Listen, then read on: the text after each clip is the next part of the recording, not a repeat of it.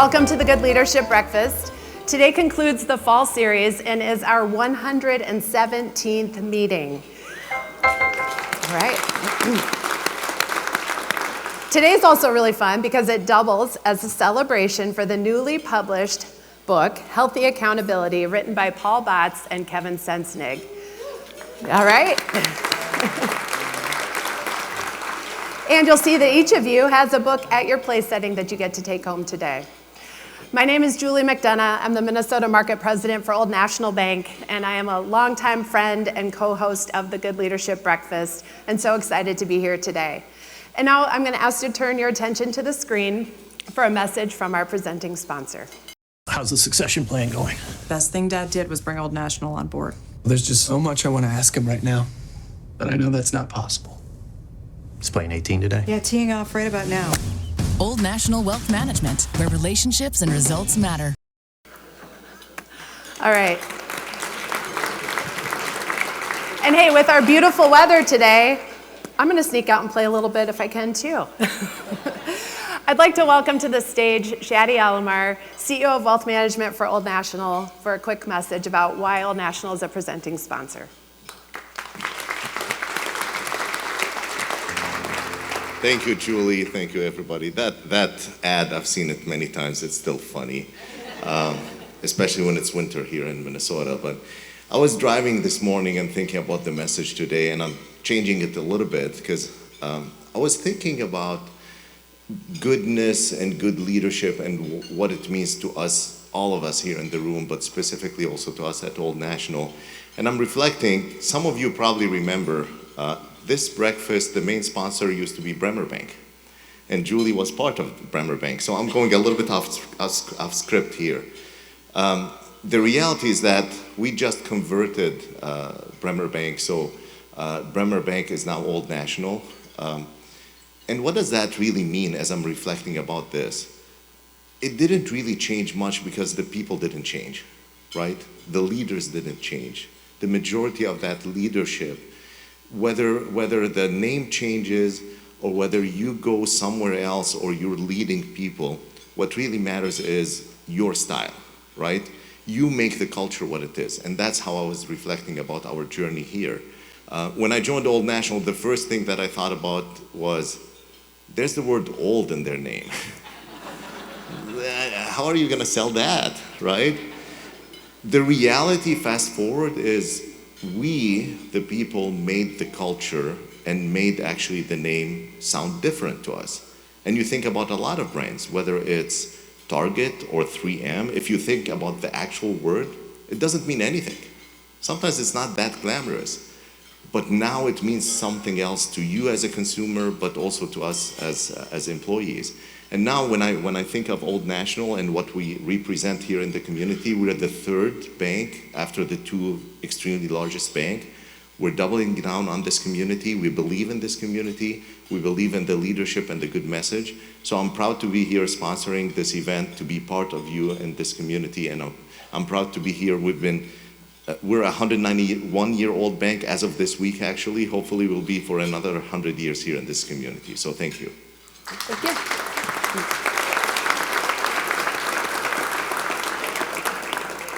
Okay, I'd also like to say thank you to our meeting sponsor this morning, Java House. Hopefully some of you got a chance to try some of it back there, but Java House Cold Brew uses a cold brewing water process to create bold, smooth, unforgettable coffee and tea that can be served hot or cold. Their peel and pour pods allow you to enjoy barista quality coffee anywhere, and no machine, no mess, no compromise. So big hand and thank you to Java House this morning. Okay, and now we'd like to kick off the morning with one of our favorite activities, the 7F's wheel. So JC, I'm going to turn it over to you. Awesome, sounds good. Good morning, everybody. How are we doing? Good. It's nice out there. Live it up in the ignorant bliss that this weather's going to stay forever and ever. Just as Shadi said, right? Words change meaning from day to day when we make them mean something that means something to us. An exercise, if you've been at the Good Leadership Breakfast before, the 7F's wheel, you've done many a times, presented by Irish Titan. Darren, where are you sitting today, brother? I saw him. Oh, There he is. He's in the back. Hi, Darren. If you want to know why the 7F's wheel works so well within organizations, talk to Darren. He can talk to you about what it's done at Irish Titan. But we're going to do the 7F's wheel right now. The 7F's wheel is a really great, efficient, effective way to go, how are we doing as people in our holistic life, when we're at work, when we're at home, when we're doing the passions with the people that we love. So what you're going to do, you can go and open your hymnals and find the paper version, or you can go ahead and also use the QR code to go ahead and pull up an electronic version. And you're going to go ahead and circle 7 numbers using one of the good leadership pens on the table. For faith, family, finances, fitness, friends, fun, and future. You're going to circle a 1 to a 10. 1 is, this thing could not be any worse in my life right now. 10 is, it could not be any better in my life right now. But just as Shaddy invited us to do, think about these words in a way that means something to you today. Faith, family, finances, fitness, friends, fun, future. All right, so hopefully you had enough time to do a little gut check on these 7 numbers. And maybe one you got stuck on. And the invitation is to go, how are you looking at that word? Whose definition are you walking with? What history are you looking at that word with? Because if it's not bringing you some satisfaction, if it's not bringing you some joy or some clarity, maybe it's a redefinition that you got to do today. So as you consider, does your wheel roll or not? Is your wheel really small and efficient? Is it really big and joyful? Is there a big flat tire element somewhere? We'd also like to go and get our polling started for today. So up on the screen, you'll see a QR code or a web address that you can also go to. And we'll have our first poll of the day. And the question is, which of the 7F's do you find the most satisfying in your work? All right, everybody. As we look up at the screen, you can see future was in the lead from the beginning till now with a good third of the responses, and it continues to stay there. Fitness, not a single person in the room is satisfied.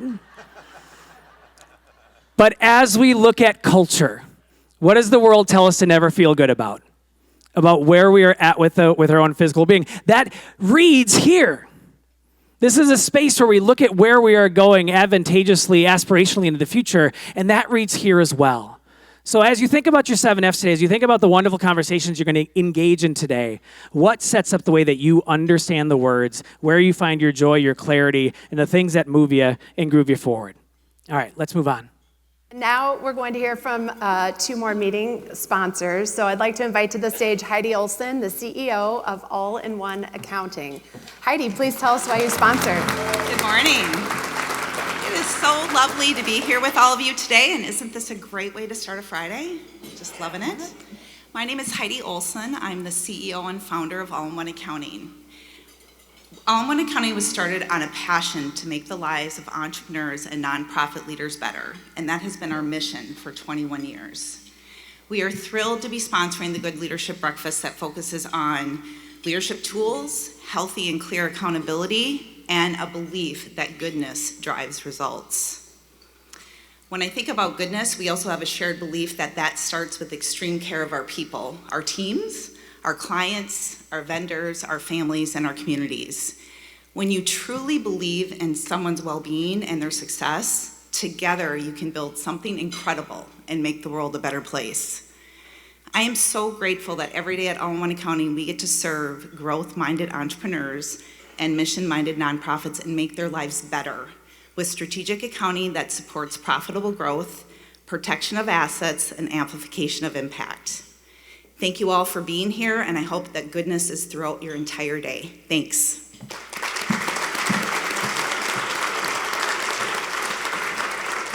Wonderful. Thank you, Heidi. And next, I'd like to welcome Christy Fox, Chief Administrative Officer with Securian Financial. Christy, welcome this morning. Good morning, everyone. Happy Friday. Great to see all of you here. At Securian Financial, our purpose is simple yet profound. We help families, businesses, and communities build secure tomorrows. And for 145 years, we've upheld that mission, today serving 23 million customers across North America. As one of the 17 Fortune 500 companies that call Minnesota home, we do a lot to serve the policyholders every year, and we're proud that last year we paid over $5.5 billion in benefits to those policyholders. In addition, We invested $10 million into the communities that we serve, and our employees contributed over 25,000 volunteer hours. These numbers don't just reflect strength of our results, they reflect a consistency and alignment between what we do and why we do it. Why does Securian sponsor the Good Leadership Breakfast? Because we believe that leadership matters, not just for bottom line results, but for shaping the culture, the trust, and the sustainability of companies. And good leadership elevates the conversation about goodness, making it not something that's a soft option, but something that requires courage. Courage to listen, courage to admit our mistakes, courage to prioritize people over process, and the importance of making decisions that stand the test of time. And so Securian is really proud to partner with Paul and this community to make the conversation about goodness and leadership not something that's aspirational, but something that's contagious. Have an inspiring morning.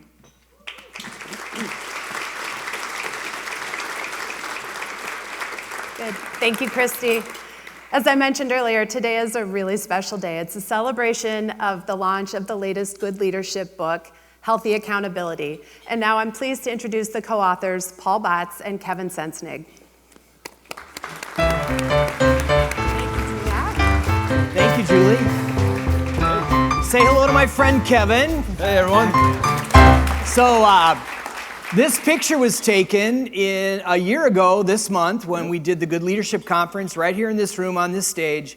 Kevin was the research designer. He managed the team that helped us make sense out of all this. And because of everyone who helped, we had a mountain of data, which really made this a really rich project. So, Kevin, welcome back. Great to be here, Paul. Yeah, so how has the work on the book and the coaching and things since then, how's that changed how you're approaching your work? Yeah, so I think it's been interesting to see how leaders have responded to the concept of healthy accountability in the area of thinking about it as something that people can seek versus something that people need to be held to. I think we're all programmed to think of accountability as we hold people accountable. And when you introduce the idea that people can actually seek accountability, it just changes the whole conversation. But it takes some time. It's not an easy transition. How about for you? Well, first I want to acknowledge the people who helped us with the book. There are many people in the room here. Yeah. And so I'm just going to read off this list. And as I read your name, stand and wave, please. Jay Allen, Darren Lynch, she's back in the room. Christy Fox, we just saw you here. Charles Thompson over here. Scotty Morris is back over there. Tim Schober, Paul Engelson, and Kevin Johnson. All right. Thank you, everyone. Thank you. Outstanding. Yeah, thank you. Thank you guys very much. Yeah, it's really powerful that, nothing significant ever happens alone. This is a perfect example of that. So you asked about how this has changed my perspective, Kevin. So one of the things I've learned now in measuring accountability is that fuzzy and unhealthy accountability is probably the biggest productivity drain in your organization. Mm-hmm. The stories of big, huge projects and little ones that just can't ever seem to get done on time or on budget, it's a profound cost to the organization. Most of the people we've been talking to say they want to get started measuring it, and when they start adding up the numbers, they just stop. Because it's a big number. So that's the first thing that's really changed in my mind about how I'm thinking about this. And it's also caused me to double down on this idea that we believe you can't have an effective organization without good leadership. And we describe good leadership as both an art and a science. And I know you were fascinated with this question, weren't you? I was. And I think it'd be interesting to find out in the room what we think about that. So let's do a poll around that. Do we believe... Pull out your phones. Yeah, leadership is more of an art or a science? Binary choice, easy, up or down, left or right, art or science? All right, well, 91% art. And it's funny because Paul and I actually talked about this a little before, and I said, I think this audience will say art.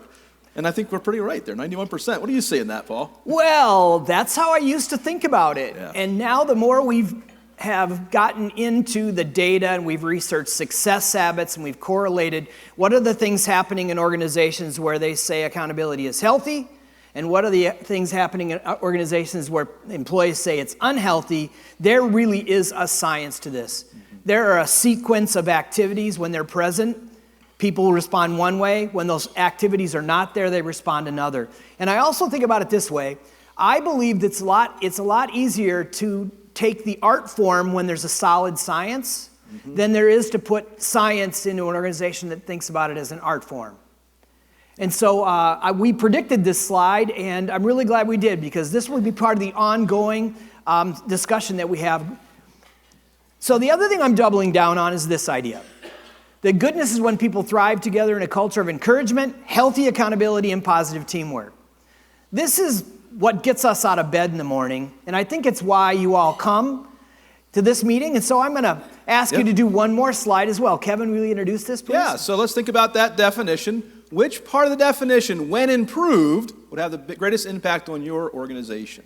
So, obviously this concept is coming alive for people. We're going to continue to ask questions like these as we go forward. We gather all this data. It comes back to you in those blogs and probably in the next book as well. So, what we're learning is that there's a new question in this equation of trying to improve organizational effectiveness with good leadership, and that is this: how do you know if your organization has good leadership that's built on a foundation of goodness? The answer is this: do your employees feel accountability is healthy or not? This is the topic we're going to carry forward today and into next year, and we're working on simple ways to make sure you can measure this in your organization. So Kevin, tell us about what we found. Yeah, so as Paul said, we had a really nice, rich data set. So there was many things to pull out, but there were 4 things that really popped in our mind when we first looked at the data, and we put them on here today. I'm going to start on the right-hand side with those green numbers. That 9 out of 10 people said they believe healthy accountability improves business results. And 4 out of 5 actually said they've seen that firsthand. They've had an experience where healthy accountability helped their team be more successful. Very powerful insight. The corollary to that, the challenge to that, is on the other side, 2 out of 3 people said they feel still afraid. They feel accountability is still viewed as punitive and negative in their organization. And in fact, 2 out of 5 said they don't even think it's fairly distributed across the organization. That some people seem to be held to higher levels of accountability and others to lesser levels of accountability, because we have that hold accountability mindset. And that creates a real challenge in there. Yeah, and when we started this whole thing, we put together a steering team, and part of the reason people were motivated to be on the steering team is they had this idea in their head. Yeah. Times have changed. Nobody wants to be accountable anymore. I'm actually embarrassed that I put that up there, because you know what? We found out it's absolutely not true. We learned that 95% of people, several thousands of people who weighed into this, 95% care about delivering quality work on time. And we think this is the place to start. And we also call that goodness. Yeah, absolutely. So one more thing here. We organized all the research, you know this, into the pathway of healthy accountability. The book is organized around this particular model that shows you the 5 things that play together to create accountability in a healthy way. But there was one thing that really has caught everyone's attention in the early stages of rolling out the workshops. Will you explain what that is? Yeah, so in that area of find the growing edge, one of the key elements here is the idea of how we speak about things, how we talk about things in accountable or not accountable ways. And so we've identified that as low accountability language or high accountability language. And in your packet today, there's a little exercise, a little worksheet there. It's not an exercise, a worksheet you can kind of reference as you're thinking about this process. Because often, if we think about that in the low accountability side, it's easy to just say the simple comment. Someone asks, hey, where's this project at? Oh, we're on it, we got it, it'll be done, no problem. And we view that as, I'm being accountable. But in there's an essence of defensiveness where you're going, I don't want to say too much because what if I fail? So I think naturally we all have this idea that if I put too much out there and I don't hit it, people will view me negatively. On the other side, if we switch that, though, to more high accountability language, we put some specificity to it. So we say things like, boy, this was harder than we thought it would be. We could use some help. Or, hey, here's where I'm at so far. Would you give some input to that? In other words, we invite others into the process. It raises that sense of our accountability, helps people see us in a positive way. And so on that worksheet you have there, it just gives you some ways to think about reframing that. First thing, we have to notice it, right? We have to recognize, is the language I just gave, is that demonstrating high accountability? Or am I using that as my low accountability process? Am I willing to change that? Am I willing to add in a little bit more of that specificity, that clarity, that time frame so that people know what to expect from me? And JC's going to lead an exercise about this in just a second. Yeah, perfect. What's been fascinating about this particular project is I've written 8 books now under the Good Leadership Press label, and most people have seen those books as something they can take home and improve themselves. What's fascinating about this one is people are buying them by the dozens because they want to improve others. They work on culture. So we've made that easy. You can buy a book, a box of 10 for the team. They're in the back of the room. We've got them up here. They look just like this. We can send them to you, or you can take them home. This is how the book is being distributed these days, and we're excited about it. We want to hear what kind of results happen. And if you buy one of these books and you use it with your team, we want you to tell us what's going on. We want to hear about it, and we'll be bringing those success stories back when we come back in next year. So with that, we're going to... And we also have the book on the table for you to take along, yep, so you can begin to absolutely. spread the message of healthy accountability. And So Kevin thank and you. I will be somewhere in the back of the room as soon as we get there after pictures. If you want us to sign your books, we did not sign them all this morning. We just didn't have enough time.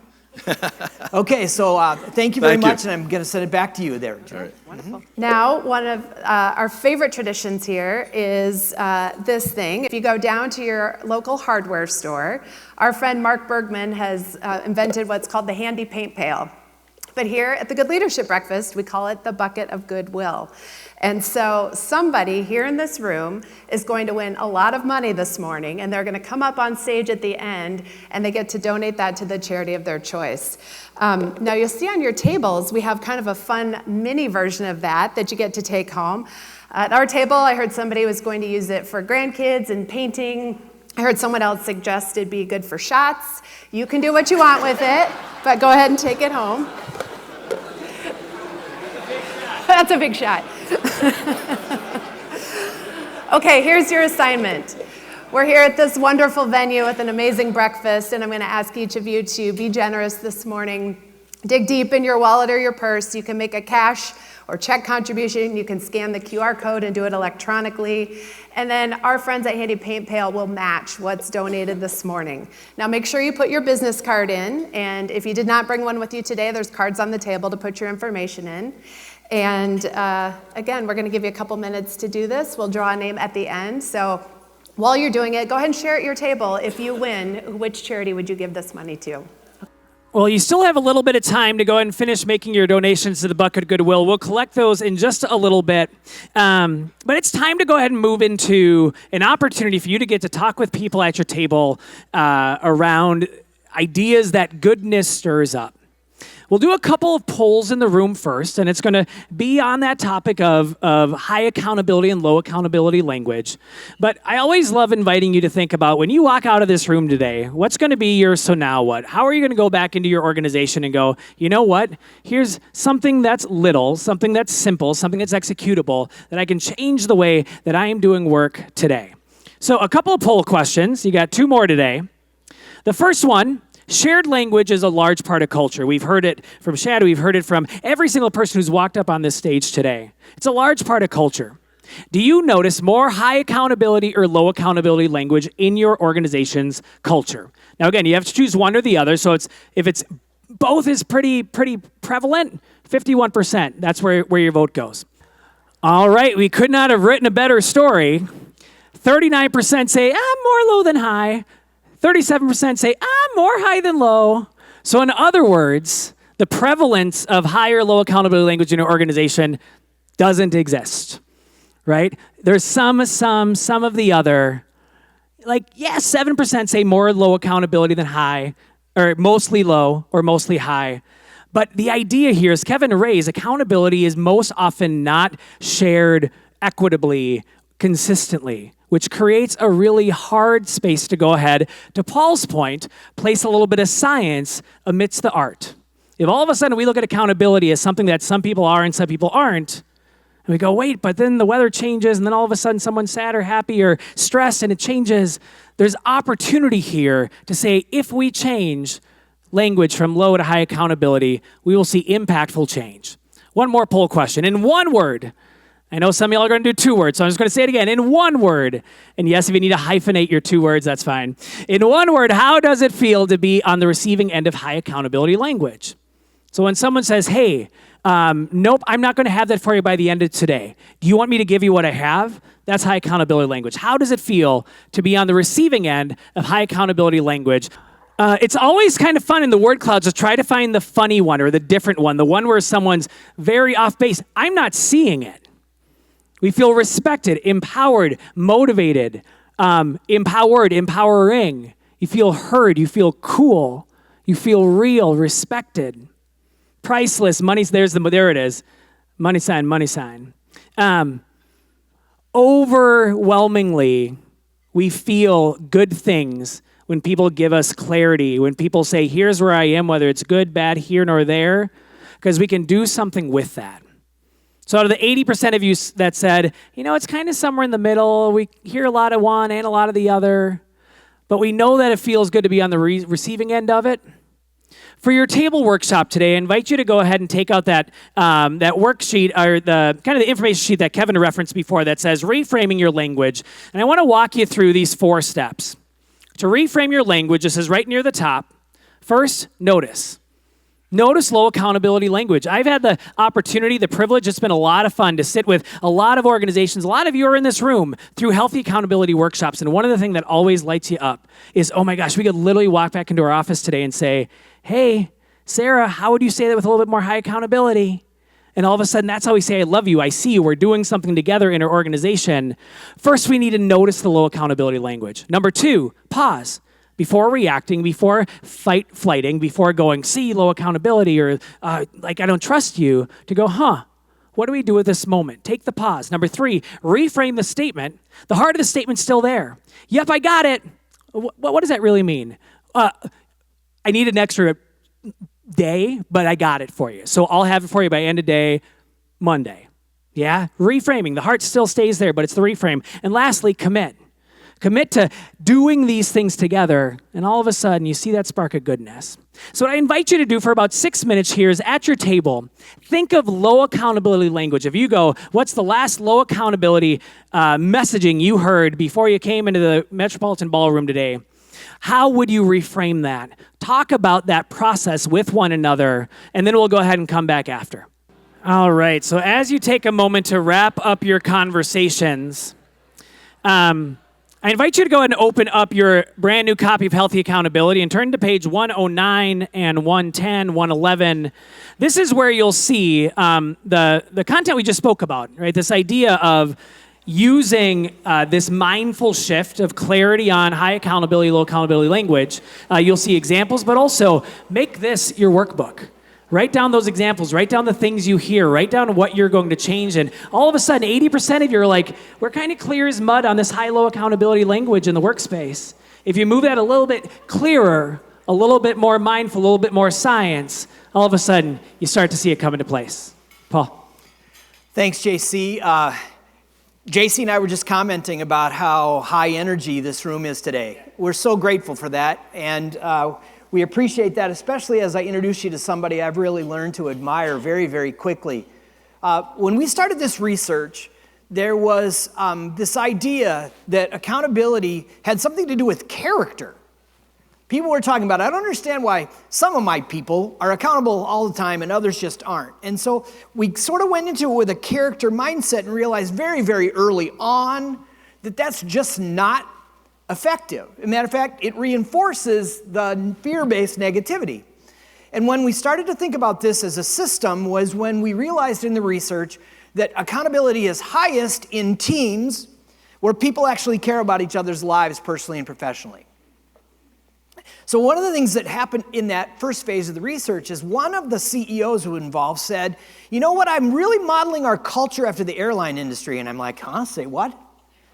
And he's like, no, really, think about it. It's amazingly reliable.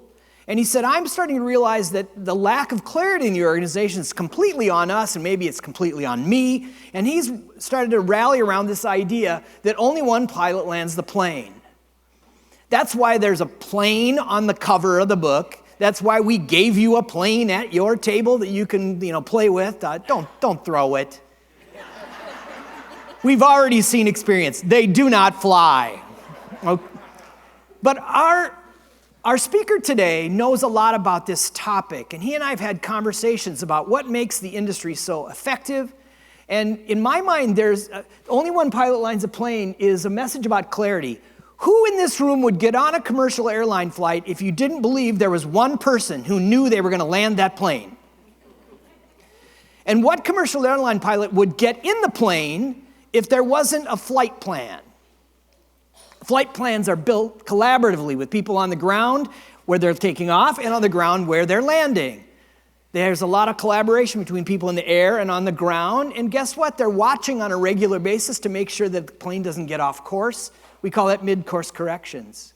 I think it's a metaphor that's going to last a long, long time in teaching how to help organizations have healthy accountability. So now I want to introduce you to Jude Bricker. And what I'm going to say about Jude is that I didn't know him a year ago.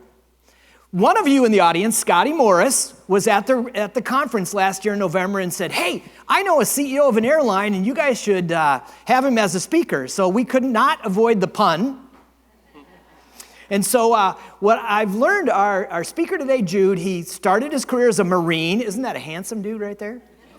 Yeah, he learned business, also the airline industry at Allegiant Airlines, and joined Sun Country in 2017. Now he's the CEO today.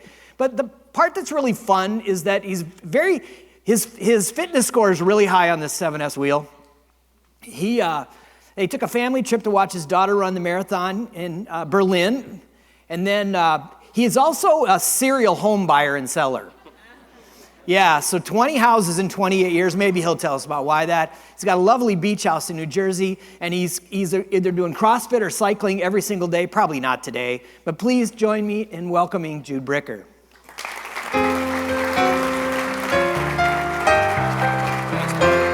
Generous introduction. Yeah, you're welcome. I promised Jude I would dress in Sun Country colors. Well done.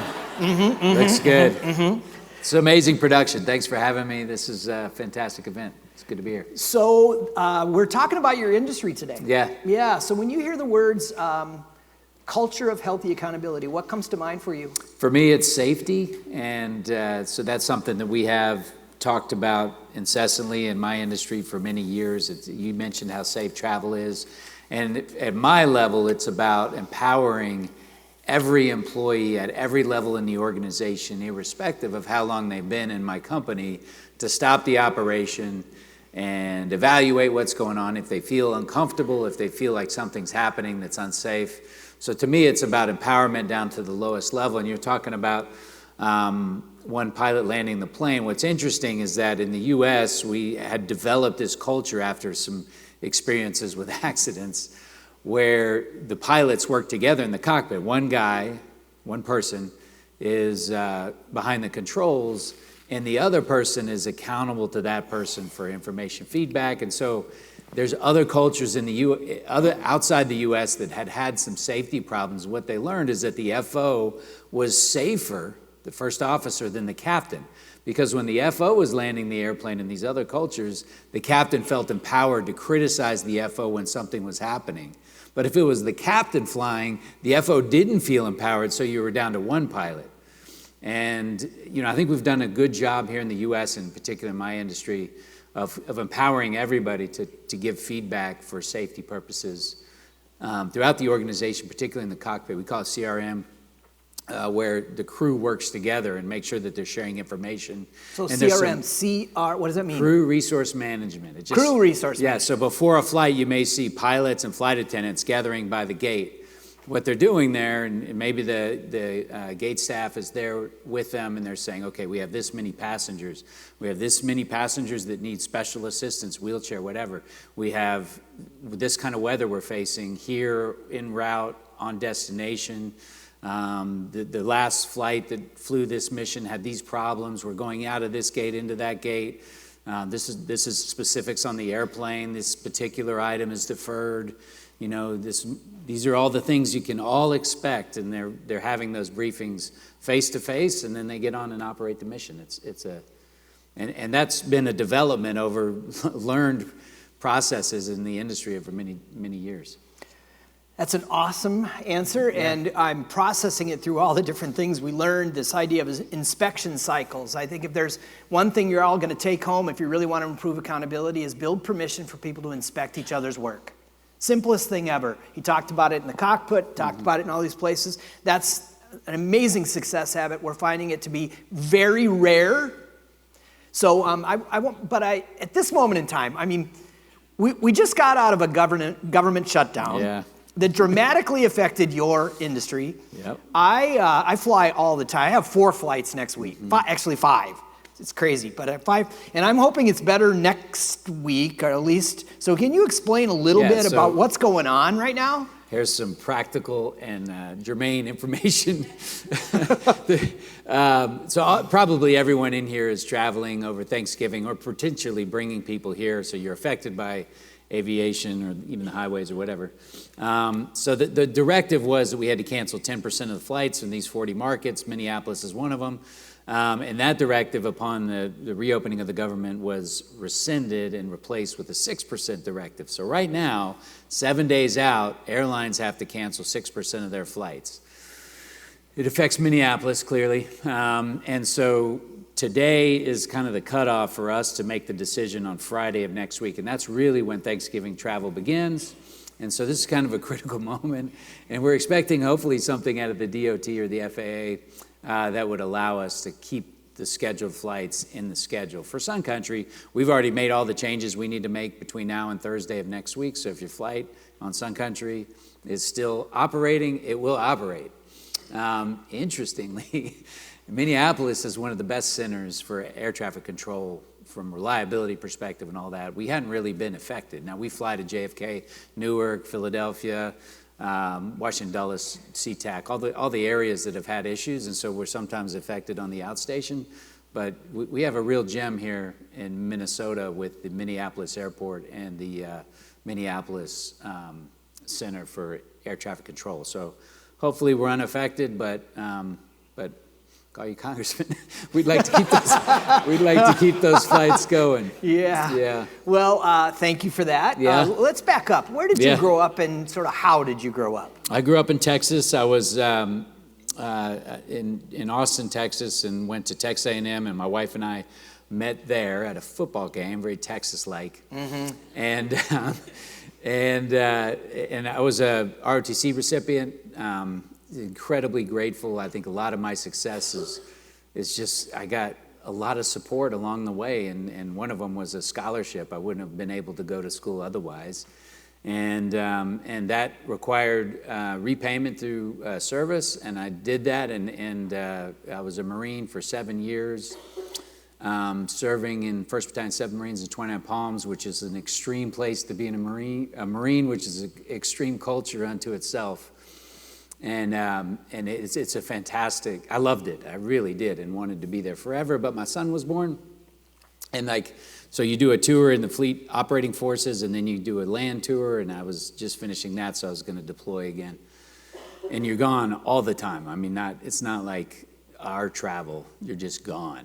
And so it was a change of priorities, went back and got an MBA. I was a trader for a little while, it was terrible. I worked for a big company, American Airlines, that was terrible, and I was really floundering trying to get my professional bearings. And then I think the big break for me professionally was going to a startup. Allegiant at the time had 5 airplanes, and it was just a bunch of guys trying to figure it out. And I did every job in an airline, really, except for, a pilot, but I did it all, and you kind of just figure it out. And there's this problem, go sort that out. There's this problem, go fix that. And so it was great, and we were hugely successful financially, growth-wise, professionally for me. We loved it, and we were in Vegas for 12 years or so, had 3 kids.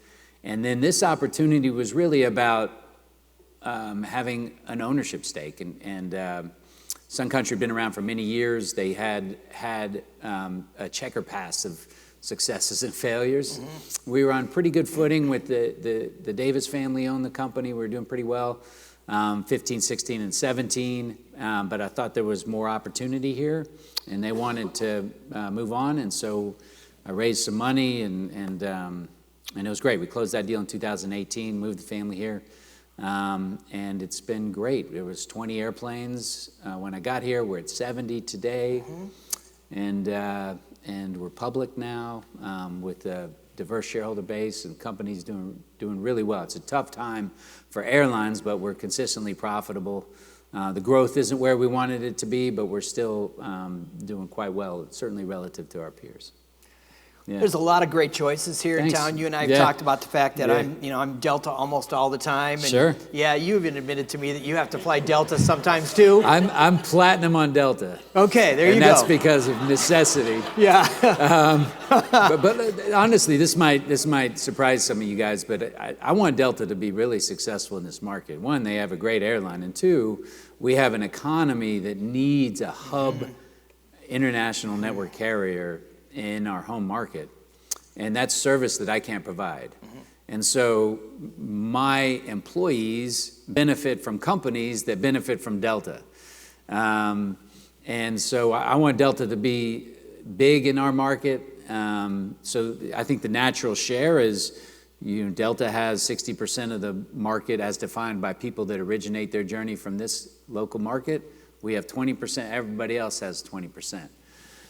And that's natural share, and I think we can both be really successful. And the way I communicate it, particularly to my employees, which resonates, I think, really well, is that if you pay with your own money, and you live in the Twin Cities, in the surrounding areas, so there's 4.5 million people that qualify for that, you should fly Sun Country. We're going to fly where you want to go, when you want to get there for under $100.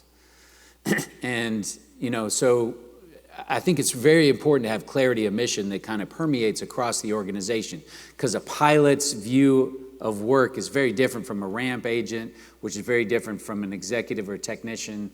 But we need something to kind of permeate the organization and tie it all together, and it's about access. We want to stand up for the little guy in the community to give them access to air travel that they wouldn't otherwise have. But for us being there, we're going to increase access by bringing down the hurdle for travel, which is the airfare. And we're going to make it more accessible to our communities. The median household income here, and everybody else, those people should have access to a family trip to Disney in March. And so the visual on my stump speech is always like there's a cookie jar on top of the refrigerator in every household in the Twin Cities saving up for spring break. And they're putting money in all year. And they're going to make a commitment to us. They're going to give us a lot of those resources to get them to where they want to go. We need to fulfill the promise. We need to have value, and we need to never cancel, and we need to make sure that we deliver them to their destination safely. And so that's our uniting vision. So clarity of purpose is really important, and I think every company needs to kind of find that thing that we can kind of bring these disparate job functions and disparate organizations together across the company. I love that, because one of the things we've discovered in doing this research is that in general, people are forgetting who the customer is. Yeah. They're working in what we call inside out, doing what we do, knowing that we do it well, but forgetting who we're doing it for. And customer theory is powerful because the research says we're much more likely to give our best effort for someone we know who needs us. And you just described that in beautiful ways. Mm-hmm. How else does that customer theory permeate the culture? Yeah, I think that the airlines do a pretty decent job of this. So I'm sure we have all travel nightmare stories. And I could share a lot of this data with you, Paul, that you might find interesting. It's like, so the biggest differentiator between somebody who has a good experience and a bad experience is on time, okay? So we need to be as on time, never cancel. We do all that, and we spend a lot of time on that. But then what's interesting is for those that are disrupted, there's a fairly wide spectrum of satisfaction. So you can be disrupted in your journey and still be satisfied with the experience based on a couple inputs that can be dramatically impactful. Number one, how well were you communicated with? So what information were you given and when? And number two is how it was delivered. Was it delivered with compassion or indifference? And those two factors really can change the experience, even for somebody who's been really dramatically impacted by something. And oftentimes, perhaps unfairly, at least from my seat, it's like there's uncontrollables in air travel, weather, whatever. And the airline can still be blamed for those things. And so irrespective of whether or not we're accountable for those disruptions, we can still have a powerful impact on the customer satisfaction based on that. And so two things. One, it's all about the customer. We need to communicate to our frontline employees in particular that they do have an impact on the satisfaction. We're investing tens and hundreds of millions of dollars in reliability, in airplanes and parts and technician training and all those things. We're going to do as good as we can, but there's still weather. And we're in Minneapolis. And de-icing. When we get a foot of snow, we're going to be late. There's just, it will happen. You will be disrupted. And that's because I need 450 employees to come to work before 7 o'clock in the morning. So most corporations in the Twin Cities, if we get a foot of snow, you don't need that to happen.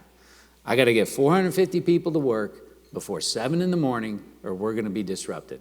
And that's everybody. TSA, that's ATC. I need people to sweep the ramp. I need people to load the airplanes, to dispatch the airplanes, fly the airplanes, manage the passengers, the flight attendants, all that stuff. And it's a 0% chance there will be people disrupted. We put people up in hotels right near the airport. We do all that. And there's still a 0% chance. So really, the focus needs to be, okay, in consideration of that, how do we still make people satisfied with the experience? And it's really those two things. It's about compassion and communication. Let's, one of the first question we asked people on the steering team was, what is your earliest memory of accountability? Wow. Well, I mean, I grew up as a professional in the Marine Corps, which was I mean, it's hard to describe almost. They're just really good at being fanatics. You know, and it's a culture built around putting mission above self-value for obvious reasons, right? And so I think the challenge for me was to transition away from that culture into one where, you know, we're here at work. We're trying to build a life for our family, and you know, work is, in many cases, inappropriately secondary. And you know, I had many opportunities where I had to kind of transition into civilian workplace and kind of take down the intensity. Take down the intensity. Yeah. Never heard a CEO say that before. No, you know, and so like there was severity in the way that I had interpreted my role in the business that needed to be softened. Okay. And so that had a lot to do with like, okay, the low cost model, Allegiant has a low cost model, and it was like, we are going to be severe about low cost. We're not going to spend money when there's no value in it. And I think you're seeing a lot of this in my industry where we just sort of overstep that. There are things that are valuable and also don't cost that much money, and it's just a proper trade. The easiest example is like some people in the industry in Europe and elsewhere, you don't get water for free. And we had these run-ins with passengers where they're like, I got to take my medicine, man. It's like, well, that's $2 for water. And and like you've sort of passed the point of achieving value in the relationship. And so, you know, I kind of came into it with a very harsh view on value add and as it relates to delivering value, and like everything's around lowering the airfare, getting more and more efficient in everything we do. And I think the kind of compassion kind of came in through time. And I have a couple stories about specifics where I had cathartic moments in my professional career, and I'll give you two, and they're rather severe. So the first was I was a platoon leader in 29 Palms. As I mentioned, it's you know, everybody's about being a Marine, and I had a PFC that came in, and he had a lot of problems, and we came in. I gave him with the best team lead, with the best squad leader. And we were like, we're going to fix this kid. And he's just a screw up. And it was like, you know, you're endangering your fellow Marines. Every Marine should have the right to be confident in the guy to the left and right of him, all that stuff. And there was this one time where he forgot his sleeping bag. And I was like, okay, the team leader, the squad leader, me, we have 3 sleeping bags. There's 4 of us. He gets a sleeping bag. We don't. We stand watch all night. Anyway, so we were like just like this really harsh culture, and it ended badly for Kotuski, and he got separated. But the point was like meeting that individual. I wasn't the leader he needed. I needed to be empathetic about we needed to find a different role for him. He was a bad fit.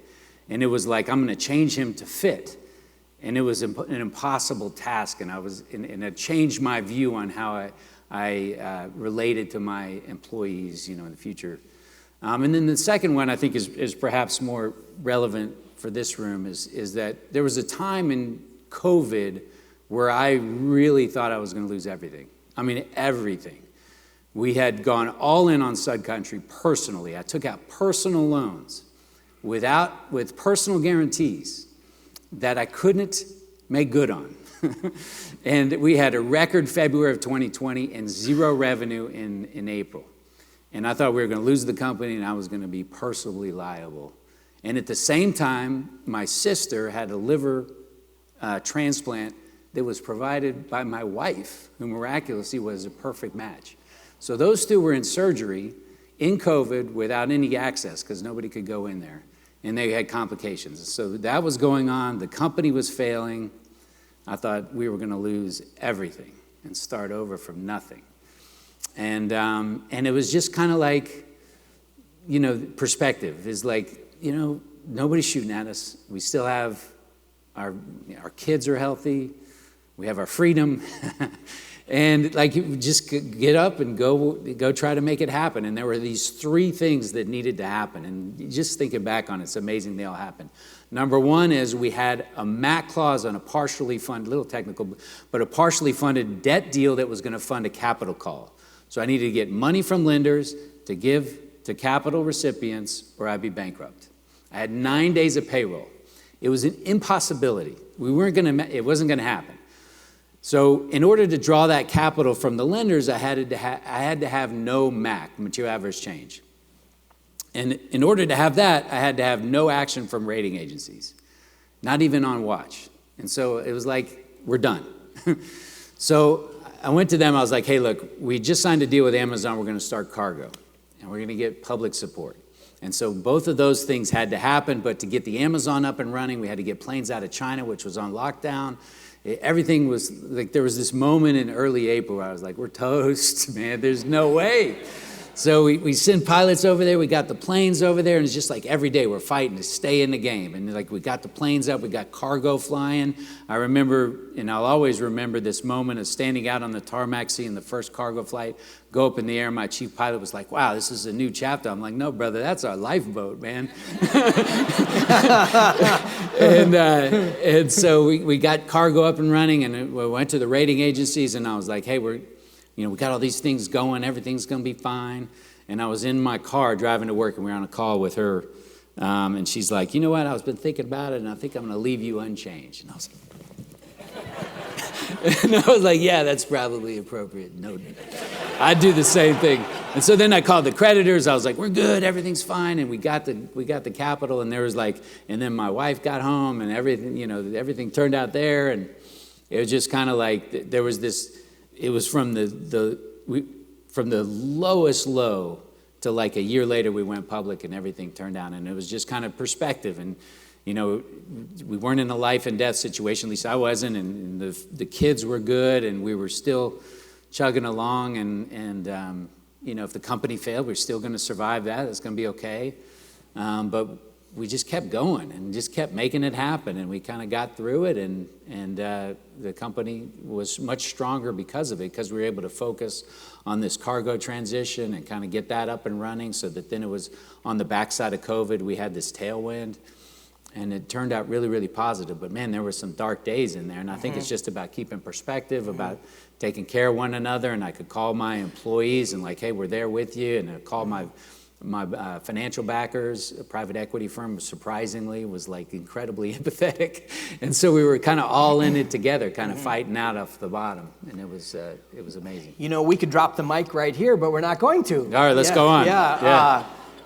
One of the things that we do for our speakers is to interview people who work with them and ask what are the success habits of our speakers. And this particular project, the person from our team who did this work said, the people who work with you are amazingly enthusiastic and very confident in.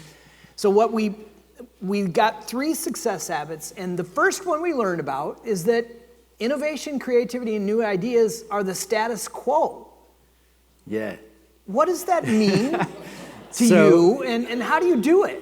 a couple things. When you said that, I was wondering who you talked to. But like, so like, there's like, everybody has these moments, in particular in staff meetings and board meetings, where I've like, somebody presents something and it totally changes my view.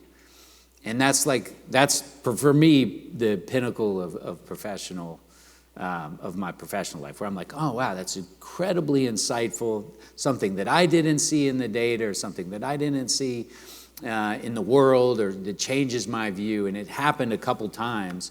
And one of the things that I think gets to that realization, or allows that moment to happen, is that you have to have people around you that can criticize you, and that where every idea is kind of worthy of evaluating. We're going to jump down these rabbit holes and chase things. And I think that started out from being in an entrepreneurial organization where we were a startup airline, and we were kind of, like, this didn't work, we're going to try that, we're going to do this over here. And there's just 100 moments where it's like something that we thought wouldn't work turned out to work, or the vice versa. And, like learning new things. And it's just like this culture of like, that's interesting, let's go chase that down. And, it's an interesting mix, as I'm sure Paul could expound on a lot, is like keeping focus of the organization, but also having an open culture enough that every idea is worthy of investigation. Yeah, well, that's a good bridge to the next one, which is that number 2, straight talk makes complex topics clear. Yeah.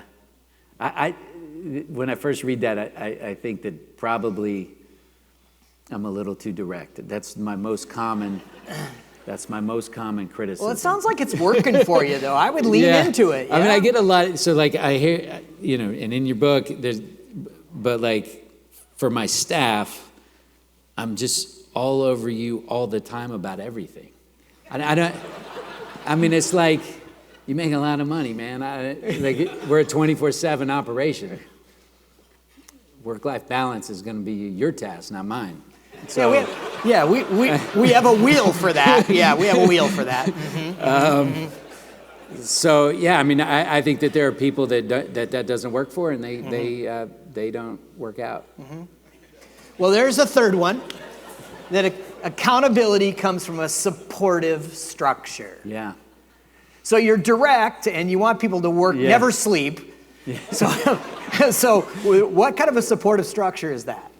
I think that was kind of see above, where we're open to other people's ideas, and I particularly value criticism of me. I don't want to be dictatorial in my role, and I'm wrong often. So I need people to give me the kind of feedback that says, we can course correct.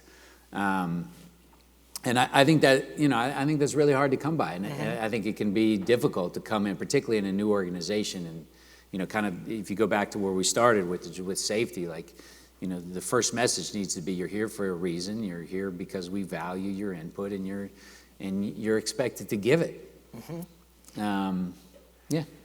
Well, we've been asking the same question since we started this interview format, and that was over 10 years ago. And so the question is, how do you know for sure that goodness pays for you and your leadership? How do you know for sure? I think that my favorite thing to do as a professional is to see people around me succeed. And I think that means I've succeeded myself. And so there are 3 CEOs in the industry that used to work for me, probably 7 C-suite officers.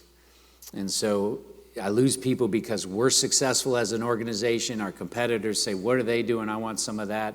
And my lieutenants then go get to be chiefs somewhere else. And that, I think, is the ultimate, just being able to see these guys that work so hard for me go off and do great things. And I really value that.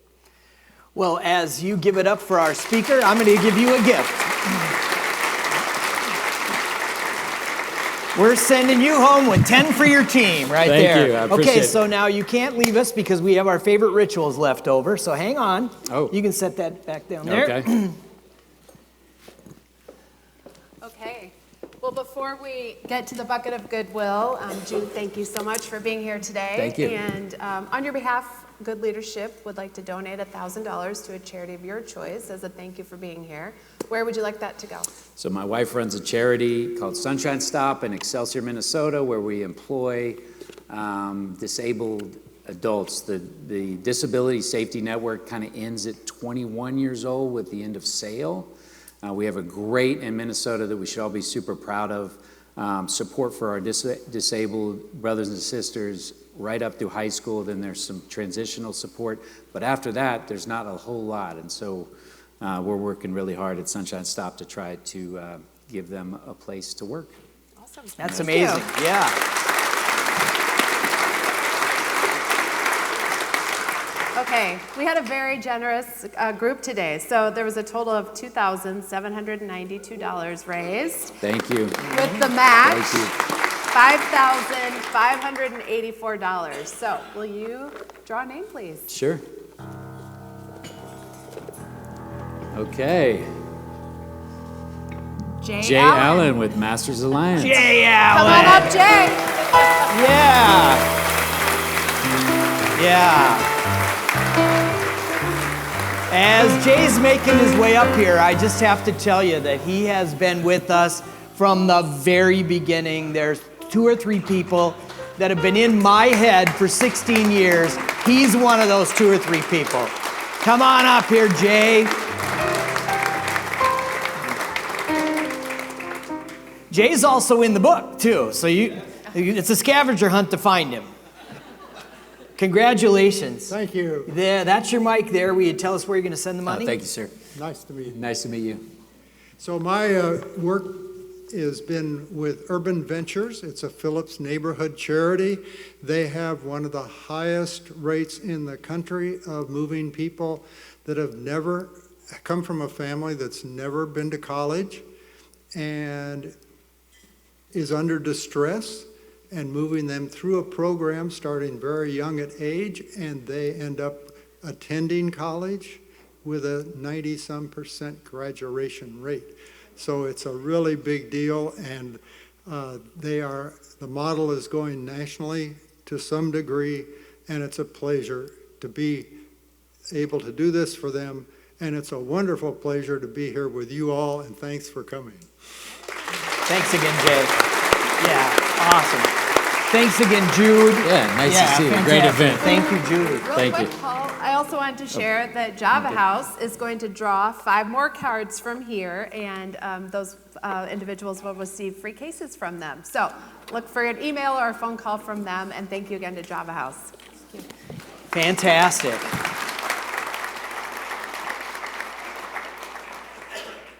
Go ahead. So I'm the so now what guy. Here's a really good so now what for you as you move through the holidays, the end of the year. We already have our spring series set up. So February 27th, Steve Grove, Minnesota Star Tribune, Ann Head, April 10th, Head Cycling, and then May 15th, Andrea Walsh from Health Partners will be our guest here in the spring. So get them on your calendar. You add something on your calendar, and the chance that you end up showing up to it goes skyrocketing. So put them in before you leave. Back to you, Paul. Yeah, what I love about this series is these 3 people are fierce competitors.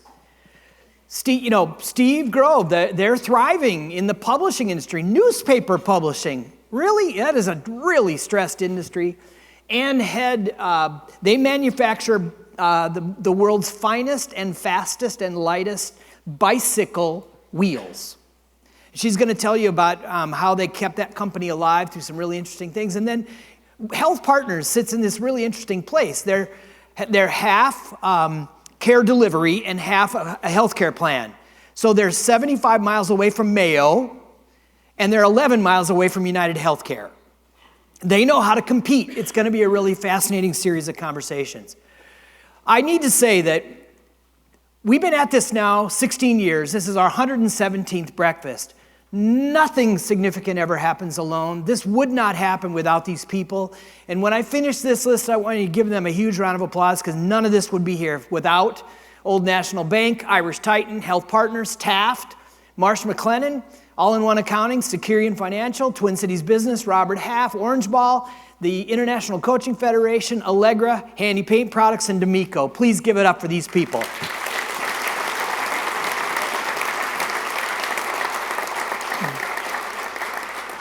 When we meet again in February, we'll be deep into looking at who in this Minnesota HR community is going to be winning HR Thrive Awards.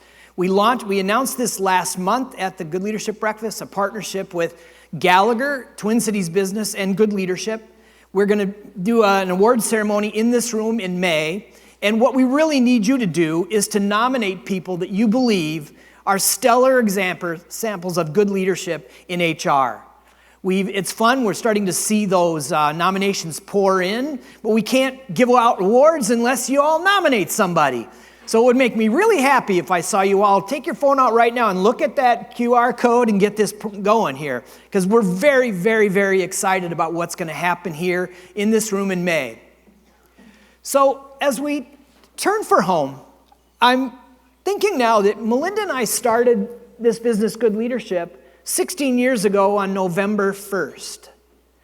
And the very first meeting where we knew we were onto something happened in January of 2010. Remember, the time was dark. It was the Great Recession. People were suffering, and we know now suffering even more than COVID, just different ways. And we sent out a message to some friends and said, hey, would you like to get together and discuss over breakfast this idea, do you still believe goodness pays?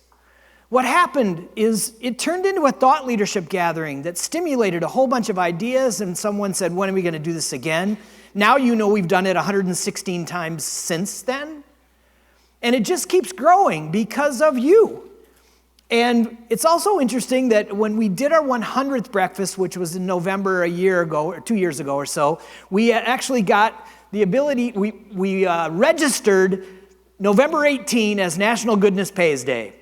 So I'm pretty sure you're going to get an email from Good Leadership next Tuesday asking you to remember this and celebrate it. And as part of that, we're going to keep moving forward with this, to answering this question. How do you know if your organization has good leadership that's built on goodness? The answer is how your employees feel about accountability. We're going to continue to bring you tools and measuring devices and ideas. And I'm going to go back today to what I heard from Jude. The idea of inspection cycles. Building a culture where people not only are willing to have their work inspected by others, but it's encouraged. We're learning as we dive deeper into these discussions that this is not happening nearly as much as it used to, and we have a role in that as leaders. We can make that happen, we can encourage it, we can give people permission to inspect one another's work, and we know that accountability rises in that situation. So finally, I'm going to put one more plug in for the books. I've written a lot of pages, I've written a lot of books. This is by far the most compelling thing we've written. It works best when it's discussed by a group of people who've read it. So with that, I just want to say thank you again. None of this happens unless you come and participate, unless you use your phones and give us data, unless you talk to each other about the ideas we put out here. And also, it doesn't happen unless you tell somebody else that you had a good experience. We look forward to seeing you next year. I'm really, really excited to introduce you to Steve Grove. He's a remarkable human being, very much like the CEO we had here today with you. Thank you very much. And where's my friend JC? So what's the one thing we want everyone to remember? Yep, goodness pays. Thank you very much. See you in February.